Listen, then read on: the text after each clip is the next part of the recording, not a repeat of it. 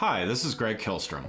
Welcome to Season 3 of the Agile World, where we discuss customer and employee experience, organizational and workforce transformation, and how business can adapt and continually improve in an agile age. The Agile World podcast is brought to you by TEKsystems, an industry leader in full-stack technology services, talent services, and real-world application. For more information, go to teksystems.com. To read more about the topics discussed in this show, you can go to my website at theagile.world and read my latest articles, or get a copy of my latest book, The Agile Workforce, now available on Amazon and other retailers. My name is Greg Kilstrom, and I'm the host of the Agile World podcast.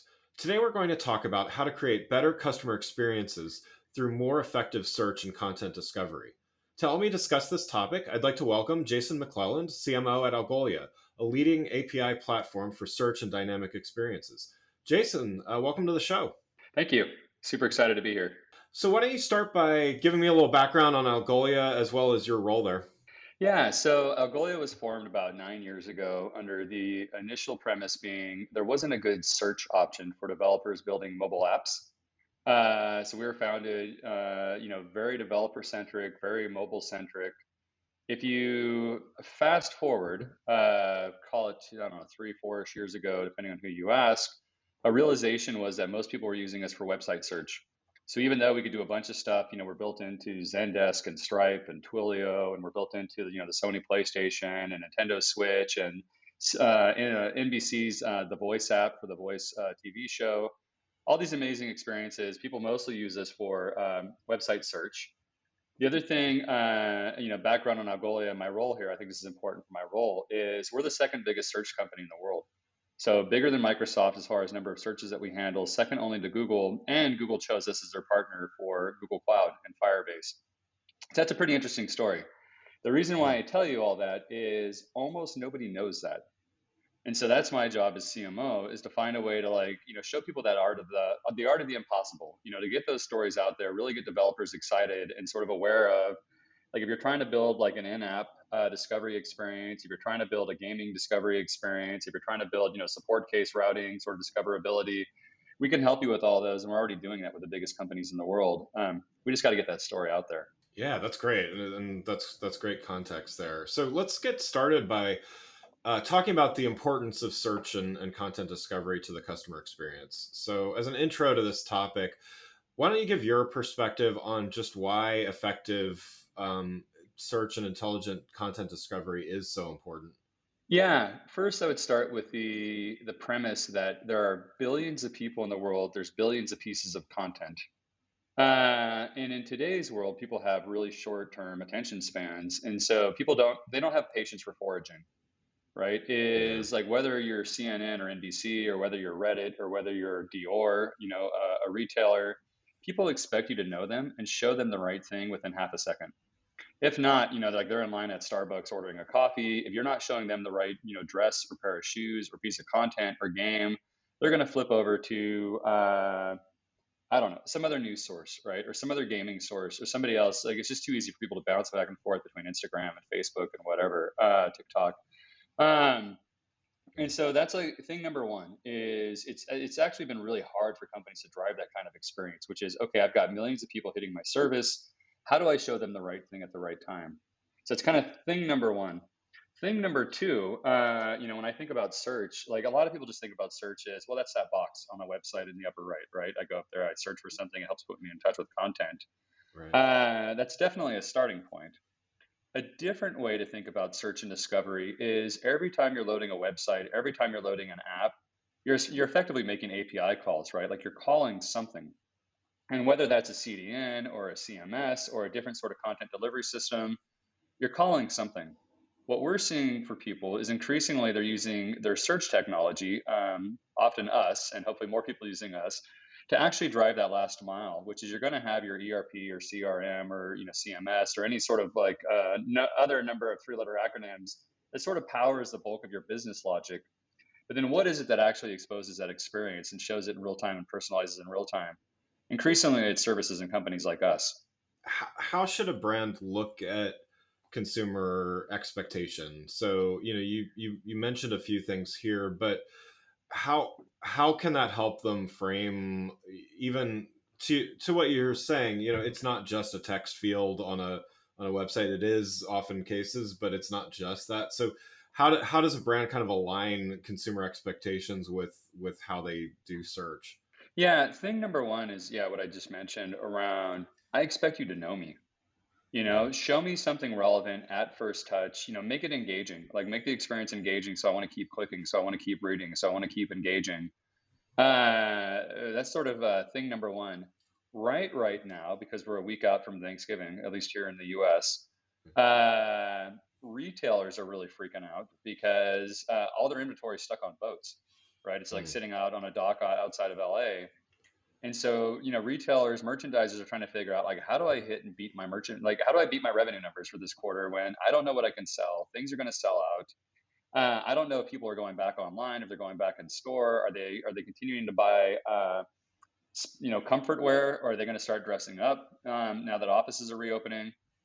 And so the other thing that is top of mind for businesses is, do I have systems that in near real time can help me understand and be super transparent with my users around what's available, like what's actually in stock, when is it going to ship, if it's on back order, like what do I think is the most relevant sort of like second best option?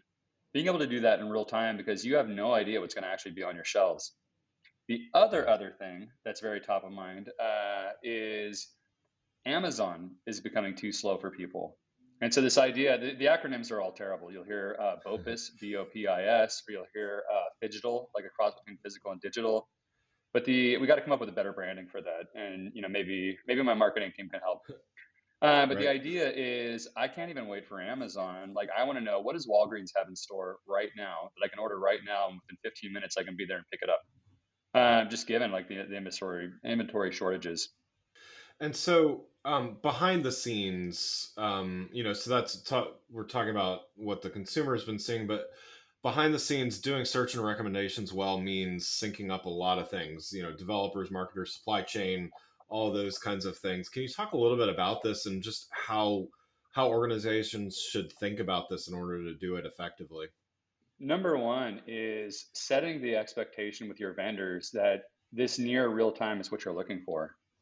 Like historically, I don't know that people have known what to ask for or to know that they should have to set this expectation. And number two is it's getting easier and harder. The part that's getting easier is, in the past, you either had to build everything yourself. So you're going over to Amazon and you're starting from scratch and saying, okay, I'm going to build something end to end from scratch myself. That's incredibly hard in a multi-year process. Or it was hard because you're buying, some monolithic off-the-shelf SaaS provider, and you're having to rip it apart to figure out, okay, like how exactly do I integrate it with my ERP? How exactly do I integrate it with my PIM? How exactly do I integrate it with like my last mile sort of customer experience? The display layer. And so that was really hard because then essentially you're fighting the system, because it's like the SaaS providers always pride themselves, right? Where it's just like, oh, you get the benefit of multi-tenant SaaS. It's like living in the same apartment as everyone else. Like you don't have to pay for your own plumbing.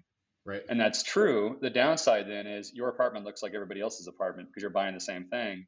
And if you're Dior and you're trying to look different than, say, like L'Oreal or some other, premium brand, that's really hard when you're sort of fighting the system and going, okay, we bought the same thing. How do we look different? So Yeah. it's gotten easier because there's been this rise of, Gardner calls it composable software. It's companies like us or Twilio or Stripe, which is, hey, it's bigger than an API. It's smaller than hosted SaaS. It's kind of like pre-built Lego blocks that make it easier for developers to build these experience. So that part's gotten a lot easier from a build standpoint. The part that's gotten a lot more complex is, in the past, you would just ring up Salesforce or you'd ring up Adobe and you say, hey, I need a marketing system. And they'd say, hey, we got 7 clouds. We're more than happy to sell you our 7 clouds. Right. Now what you do is you call up, Salesforce or an Adobe, and you say, hey, I need your content management system, but I'm going to go to these other composable companies and actually build the sort of experience layer around it. That's really confusing, especially for marketing and business execs who don't come from a technology background. And so that's part of the challenge of my job, right? Is sort of explaining. I mean, literally, like we were doing a deal cycle with a big PC manufacturer, one of the biggest PC manufacturers, I don't know, maybe 2 months ago.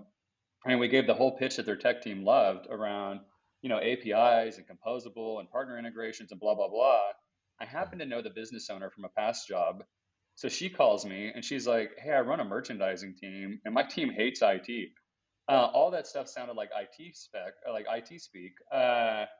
One, do I care? And two, are you telling me I got to go to IT to be able to run my business going forward? Like, what does this mean? And it's not just you guys, like Yeah. Salesforce and Adobe, everybody else using the same language. I'm so freaking confused. And so that's the part that's gotten harder, right? Is because as your go to markets become more technical, you have business people who come up through brand or demand gen or product marketing or product management. And now all of a sudden they're having to figure out sort of APIs and composable and, how do I speak to my developer?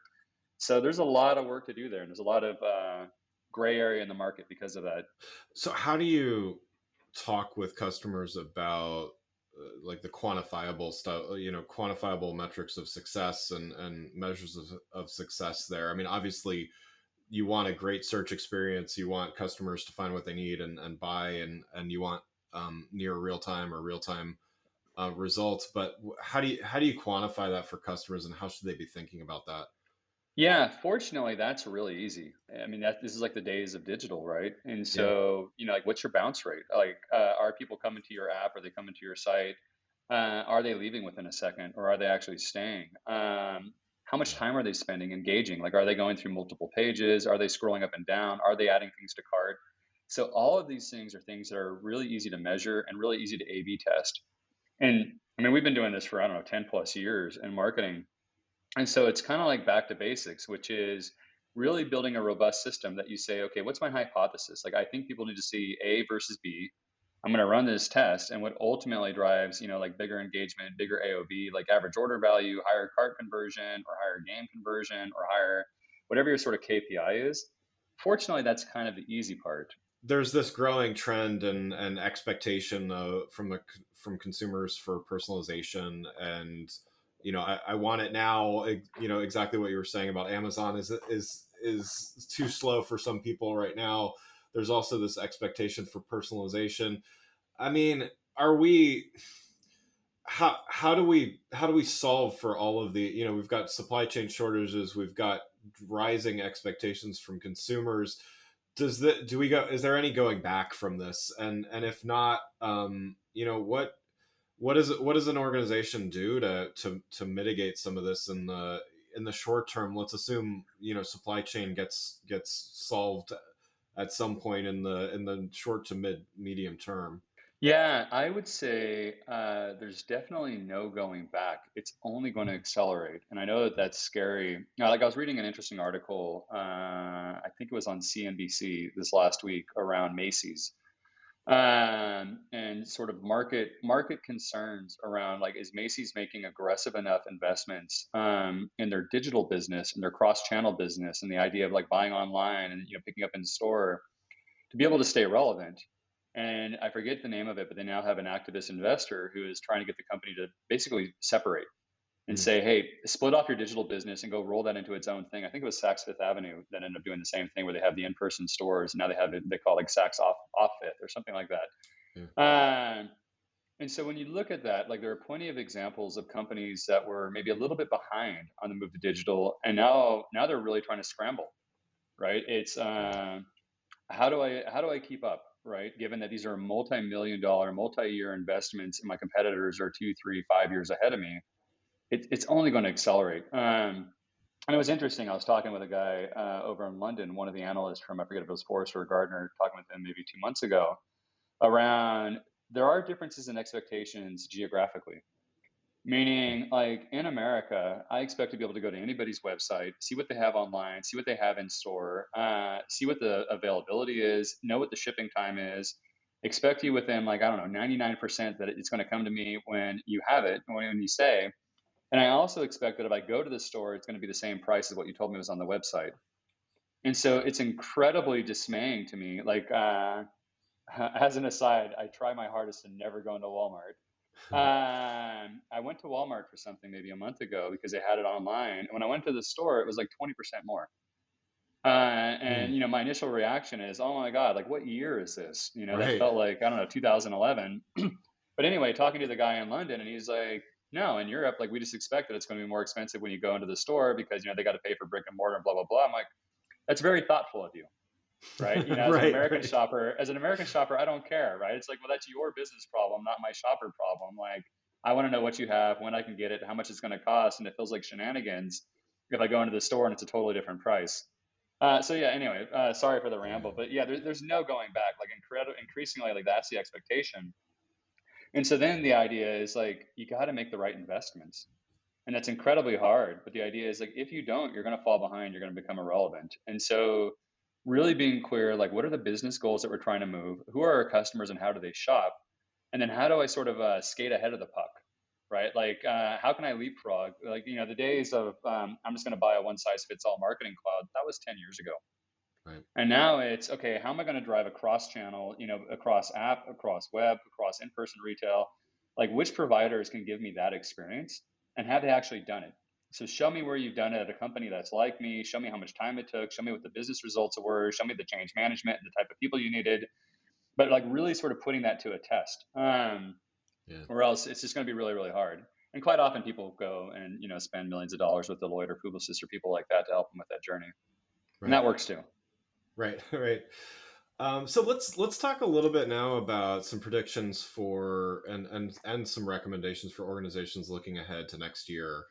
Why don't we start with personalized experiences? So this is certainly, as I mentioned before, top of mind for customers. They appreciate it, but more more important, they expect it. So where do we go from, where things currently are? What can we expect?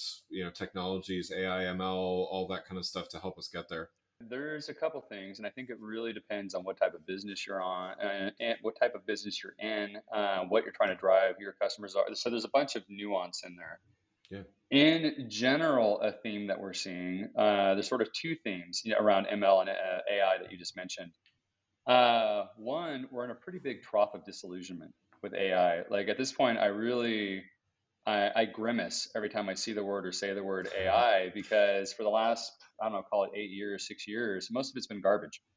Yeah. And so I know probably 80% of the time that when somebody says AI, they don't know what they're talking about. Right. Right. And that's just like, I mean, most of it's like machine learning models, and most of it is like, it's not, it's just not right. Anyway, so you have like this trough of disillusionment or skepticism, with business buyers and even developers. They look at it and they go, okay, you're telling me you got some great AI driven thing. Is it really real? Because I've had 20 other companies tell me before, and the stuff just actually didn't work. It didn't help me. It didn't work. So that's kind of one body of thing that like we as an industry have to dig ourselves out of, is like rebuilding that credibility of what exactly is it and how exactly does it work. And that leads to the second secular trend, this idea around transparent or explainable AI, or transparent or explainable ML, Yeah. which is I really want the robots to help me do my job, but the robots have to be able to explain what they're doing in a way that a human understands it, because then it makes a human smarter. And the human can go explain to their boss of like, hey, well, here's why I recommended article A versus B, or game A versus B, or red dress versus blue dress, because the ML showed me that it maximizes revenue, or maximizes margin, or maximizes most popular, or whatever the thing may be, right?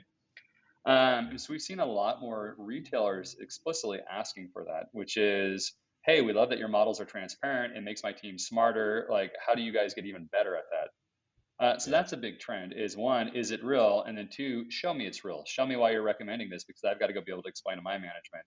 The transparency. I mean, there's also things like bias and things that we can, sort of protect against, as well as just, I was talking with a company the other day, and they were using a very well-known company's business intelligence tools, and simply said it doesn't work. And so you could say, okay, well, that's just a fail for AI, ML, all of the above. Or you could say, man, if they had some insights, like exactly what you're saying, if they had some insights as to why it's failing, they could actually help. And that's where I think the humans and the robots are meant to work together. Right. So, Yeah, and I at least think in the that. short term. Right, right, Sorry. yeah. Well, but I'll be long gone by the time they actually take over, at least from my perspective. But yeah, I mean, what are your thoughts about that? About, again, humans making AI better and vice versa. Yeah, for sure. It was interesting. So, in my last job, selling a data science platform to enterprises, this was a huge movement, and it was primarily led by pharmaceutical, life science, and banking and insurance companies. And the reason why is these companies have been data driven for 30, 40, 50 years, right? I mean, that's like their bread and butter. They've always been model driven. Yeah. But historically, they were able to automate pricing and basically just say the model made me do it. There's Yeah. a number of societal changes, right? Which is and in the past, like if you get sued, where it's just like, hey, why are you pricing differently based on race or gender or age or county or city or house type or whatever? In the past, they were able to say, well, the model made me do it. Data Yeah. in, data out. Like that's what happened. Increasingly, courts are saying that's not okay anymore. Like you've got to Right. show me why the model and how the model, and making sure that you're not sort of like feeding biased data in that's like resulting in biased data out. And that's got, primarily the heavily regulated industries like in a huge scramble, Yeah. which is good for everybody who's not in heavily regulated industries because you're not on the hot seat yet. But Right. it's forcing that change in technology around that sort of transparent and explainable AI of like, you got to understand like why the model's recommending what it does. You got to, have tests around like model drift and model bias. And so Yeah. systems are coming out that help you with that, as opposed to saying, I don't know, data in, data out, like the machine made me do it.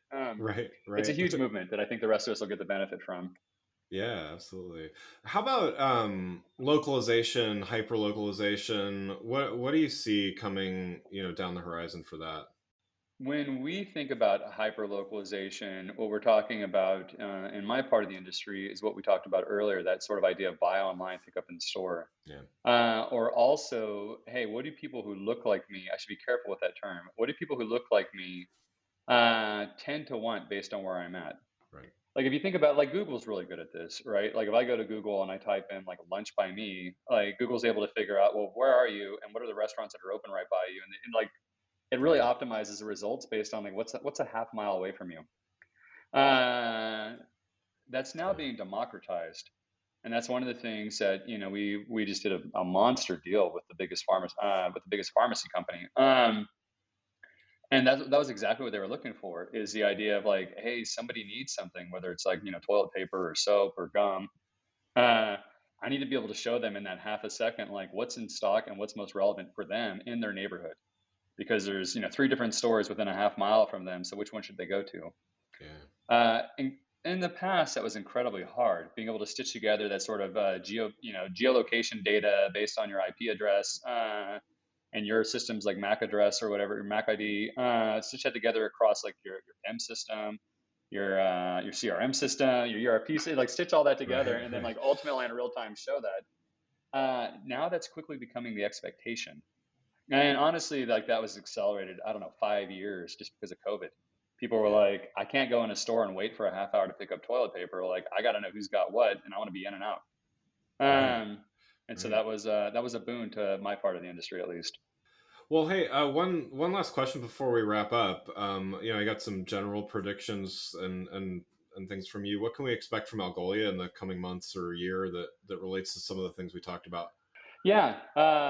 So one, you're going to hear a lot more about us and telling those stories that I mentioned at the beginning around the, oh my gosh, we're built into the biggest gaming systems, the biggest, media companies, the biggest SaaS companies.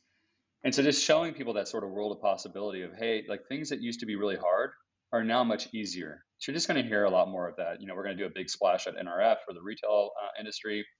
Really, really excited about that. Nice. You're going to see a continued expansion. If I go back to the beginning operating premise of billions of pieces of content, billions of people, we make it easier for developers to put those things together. So you're just going to see a lot more product launches and API launches that support that, right? Which is like how all the different ways, how do we get better at doing that for media? How do we get better at doing that for gaming? How do we get better at, sort of predicting intent and recommending certain things? And how do we get better at really analyzing your data, whether it's like, data or plain text or imagery. And so there's a bunch of stuff around that you're going to see over the next, coming months. So super excited for that. Great. Looking forward to hearing about it. Well, Jason, thanks so much for joining the show. For those listening, what's the best way for them to keep up with you and what you're doing? Yeah, I'm on LinkedIn, Jason McClelland on LinkedIn. I'm also on Twitter. I'm not so active on Twitter, but super happy to engage with people. Obviously, would love for you to listen in to Algolia. Come try it out. Super happy to engage. But yeah, Algolia is also on Instagram, LinkedIn, Twitter, all the channels. We're there. Wonderful. Well, again, I'd like to thank Jason McClelland, CMO at Algolia, for joining the show. Thanks for listening to the Agile World with Greg Kilstrom. See you next week. Thanks again for listening to the Agile World podcast, brought to you by Tech Systems. I'm your host, Greg Kilstrom. If you enjoyed the show, please take a minute to subscribe on your podcast channel of choice and leave us a rating so that others can find the show more easily. You can learn more and get a copy of my latest book, The Agile Workforce, from my website at theagile.world.